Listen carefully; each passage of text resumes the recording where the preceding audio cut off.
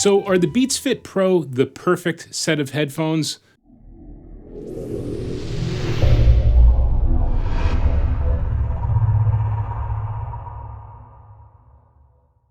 Well, what I've come to realize is there is no such thing as the perfect headphones, but there are headphones that are great for specific applications.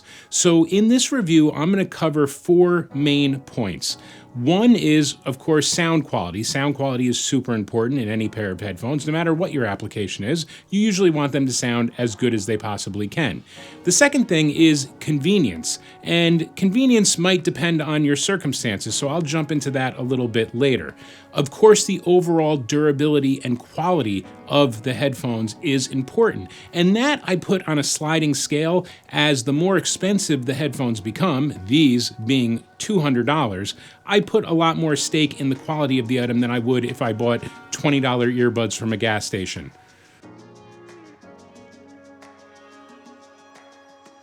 So these are Beats Fit Pro, and of course the packaging is gorgeous. It's your typical Apple Beats style product packaging. It's a box. They no longer use shrink wrap on the box. It's just a little pull tab like the new iPhones, and that lid comes off perfectly, beautifully, feels great. Packaging is nice. You take out the case, and beneath that is a small tray that is removed, which then exposes the little platform that has the charging cable, and it also has the additional ear tips. So the Beats come with 3 sets of ear tips, just like the AirPods Pro. There's a large, a medium, and a small, and I'll jump into that in more detail later. Of course, underneath that tray, you have some documentation. You've got your sticker, you've got your warranty card, you've got your instruction booklet, and that's pretty much all there is to say. I don't want to go deep into the packaging. That really doesn't affect my purchase decision, but if you wanted a quick unboxing, that's what you get when you get the Beats Fit Pro.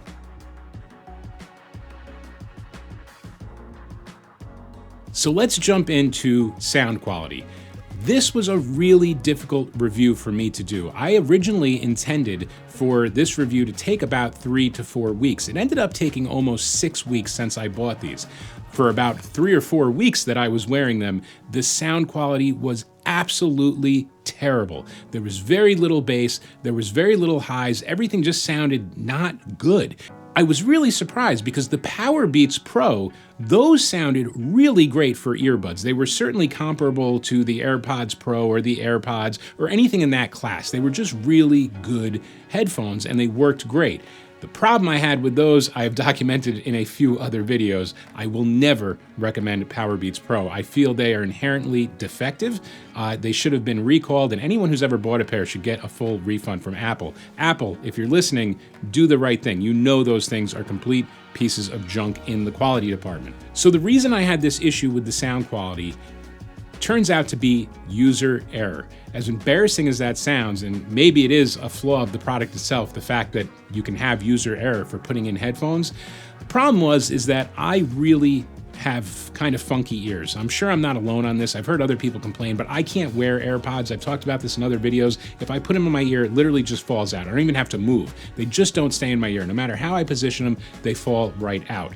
I tried AirPods Pro thinking with the little tip that those might be a little bit better. They were not. They held in my ear if I stayed perfectly still, but the moment I moved, they'd fall right out no matter what tip that I used on them. So those didn't cut it for me. So I went out and I bought these cheap, like $30 Bose wired headphones that were buds, but they had a little silicone tip that kind of went in the inside of my ear. I called those my lawn maintenance headphones because, again, if I'm outside, I can put big ear protection over those and protect my ears but still have the music going. And I noticed with the wireless stuff, it tends to cut the signal out. So overall, in terms of sound quality, I mean, I'd give these things probably an 8 in terms of something that's small and portable and wireless. It's good. It's not too bad. I'd probably give it a solid 8. Now, I'm not saying it's an 8 based on any sound I've ever heard. I'm just saying in terms of AirPods Pro, the Bose, some other in-ear headphones I've tried, and then these, they're right up there. They're certainly comparable. They're great. I don't even know what 10 would mean. I'd really have to be blown away to give something a 10 just for my own reference, but I'd say it's probably around an 8.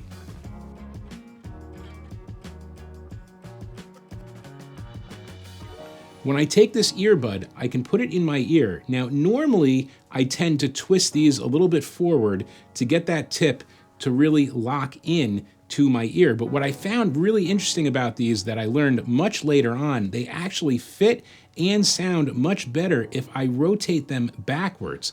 As I rotate them away from my face, they actually almost corkscrew deep into my ear and they really make a perfect seal. So as I mentioned, it's really important to me that these are comfortable for at least an hour or two. Again, I'm never gonna wear these for 6 or 7 hours straight, and that might be a difference between me and you, and that might change your perception of whether these are comfortable or not. But what I found is they are ridiculously light. They are just about as light as the second gen AirPods, as you can see on the scale here when I weigh these out. And because they're so light and because they're so small, I barely feel them in my ear. And after about 10 minutes of wearing them, I don't even know they're there anymore. So they, for me, are really super comfortable. And again, because my ears have so much problems securing any type of AirPod or AirPod Pro, having that little silicone tip and twisting it back, it really locks it in, and it even takes a little bit of the pressure off that tip on the front of my ear. So it really is a really nice design that I've never seen before in terms of ear fitment. Of course, again, everyone's ear is different. I don't know if it's gonna be the same for you, but for me, they are super comfortable. Honestly, I didn't wear them for 6 or 7 hours straight. I never will. So I don't know if after 4 or 5 hours they would start to irritate or bother me. But I can tell you for an hour or two, they are ridiculously comfortable. You won't even know they are there.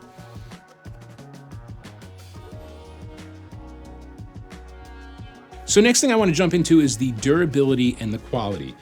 The case is a little concerning. This is a really kind of thin plastic case. It doesn't seem like the best quality. In fact, it's so thin that if I just put a little light behind the case, you will see the light shine right through the plastic.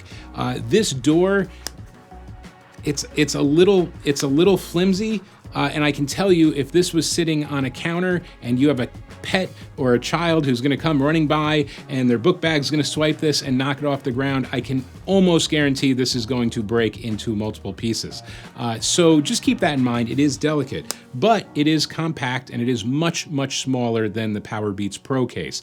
It's a little bit bigger than an AirPods case, but it's still very small, easily fits in a pocket. You know, I could just throw this even in this pocket and it's not a big deal. I mean, I wouldn't wear this in a front pocket, but you get the idea. It is convenient, it's not a big deal, and that's nice. I like that size. I just wish that the case was a little more durable and that hinge was a little bit heavier and there was a little more tension on it. It didn't feel so fragile.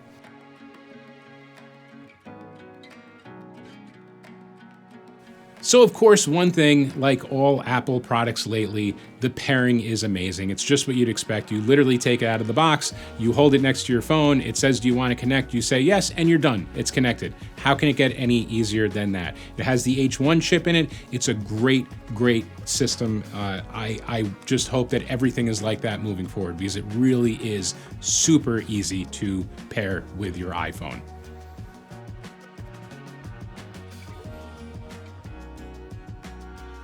In terms of interaction, there are the earbud itself is a button. You can press it and click it.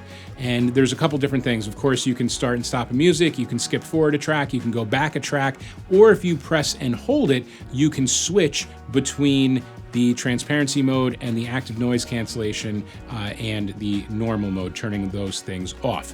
So that is nice. And of course, you can customize those to do different things within the app itself. If you wanted to change that around, if you wanted to press and hold to be Siri activation, like it is on the Powerbeats Pro, you can do that and you can configure it that way.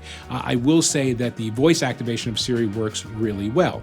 One thing you don't get is volume control. And I know that's not a big deal, but I always pair with my Apple Watch. I have a cellular Apple Watch, so when I'm doing runs and jogs out on the rail trail, I generally always leave my phone behind because I don't want this big clunky thing smacking around my body while I'm trying to jog. So when I do that, I find that I really liked the Powerbeats Pro option of having that headphone volume rocker switch on it because it was really easy to turn something up or turn something down.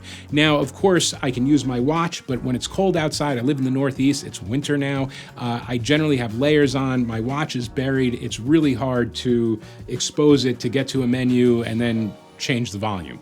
Of course, you can just say, Siri, turn the volume down, or Siri, turn the volume up. The problem with that is that it's just one little extra step. You have to wait for the response. How can I help you? Can you turn the volume up? Please wait. And then the volume bumps up. So it just takes a few seconds. And if someone's interrupting you or you're about to talk to someone, it's real easy to just grab it out of your ear or just turn it down very quickly if there was a physical way to do that, but there is not. So just keep that in mind. I don't know if it's a big deal or not. For me, it's a mild inconvenience not having that. So speaking of those physical controls, I mentioned that that's a button on the side. The one thing I don't like about this is the entire earbud is the button. And what I mean by that is on the Powerbeats Pro, there's a little button within a case. In this case, the entire case is the button. And the reason that's frustrating is, as I mentioned earlier, fitment of these and getting them in the ear properly takes a little bit of tweaking and twisting. And as you are pushing this in and you're actually clicking the button. So it's starting your music, stopping your music, starting your music, stopping it, activating Siri, or it's activating transparency mode, switching modes. So it's a little, I wish there was just a better way to kind of grab it and not push the button when you're trying to adjust it in your ear. But that's something, it's just, again, it's an inconvenience. It's not a deal breaker for me. It's a little annoying, and it's possibly something that could be fixed in a firmware where like maybe that button is disabled for a few seconds until you're actually in the ear and playing. I don't think that's gonna happen. Again, my opinion, my personal use of them, it's a little annoying for me.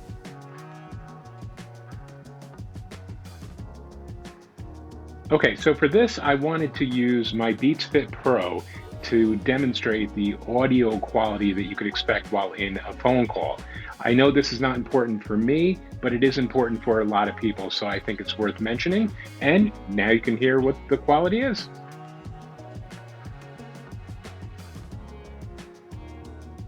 I was actually on my treadmill in my basement, which is a very small, noisy basement with a low ceiling. The treadmill is really loud. I got a washer and dryer going next to it that's really loud. I'm listening to some music on these, and I was kind of sweating, and I kind of fiddled with them a little bit, and I twisted it back a little bit, and I heard everything shut down. I mean, I literally did not hear the treadmill. I didn't hear the washer and dryer. It was complete silence, just a little impact from my feet on the treadmill.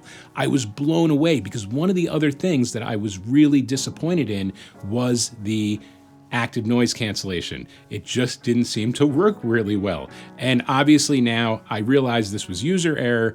And if you have these already and you're finding they don't sound good, as stupid as it sounds, try all three tips just to be safe. I will say that both the medium and the large tips pass the test in the software, the test if they are fitting properly. However, I found that the medium tips worked a lot better. For whatever reason, the large ones, even though I have really big ears, they just didn't fit nearly as nice as the medium.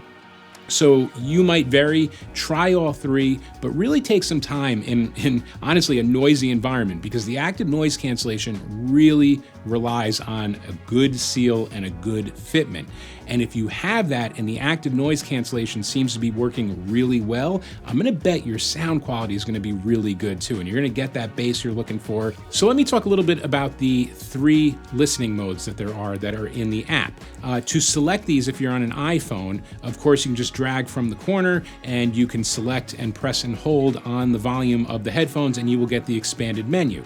And here you can choose between transparency mode, normal mode, basically turning off active noise cancellation, or the active noise canceling mode. It's pretty obvious. Noise canceling mode means it makes all the external noise go away. If you just turn everything off, you're gonna have kind of a mix. It seals your ear pretty good if they're fit right, so you probably won't hear a lot, but it's nowhere near as quiet as having active noise cancellation on. Of course, I already kind of mentioned transparency mode lets outside noises blend with the music you're listening to. So it actually lets in more sound than you would normally expect. But again, like I said, it lets you know if someone's coming up on you, or if someone's about to whiz past you, or if someone's beeping a horn and you're a pedestrian walking on the street. You want to hear those things and you want to hear it clearly. Transparency mode allows that to happen.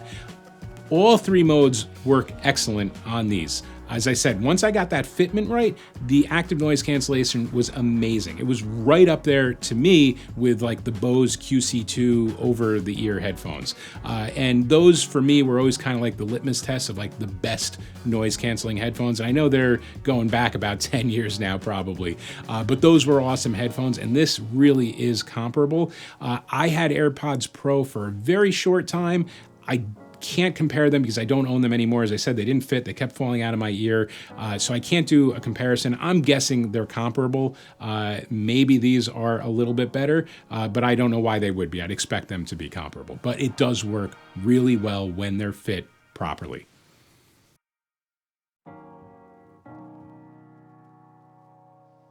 One thing I want to mention that is frustrating, that is a USB-C port on the back of this charging case. As you saw, I have the Beats Wireless Solo 3s.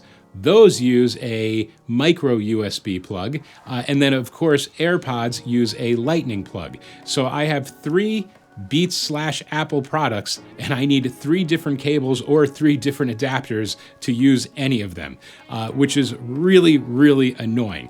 However, I do honestly believe USB-C will be on everything, especially in the next generation.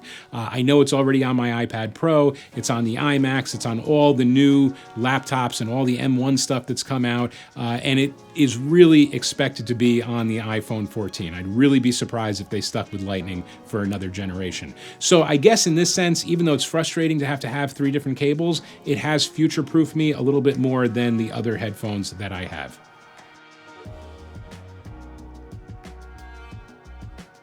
So I want to do a quick summary. This is for anyone who just skipped over all the in-depth stuff. You just want a bottom line summary. Here's what I like. I like the sound quality. When the fitment is correct, the sound quality is good. The active noise cancellation is awesome. The pairing is stupid easy if you have an iPhone. And they are ridiculously comfortable because they are light and they lock into your ear solid and confident, and you can swing your head around, you can be a trapeze artist, and you don't have to worry about these ever falling out of your ear like you would with AirPods or AirPods Pro.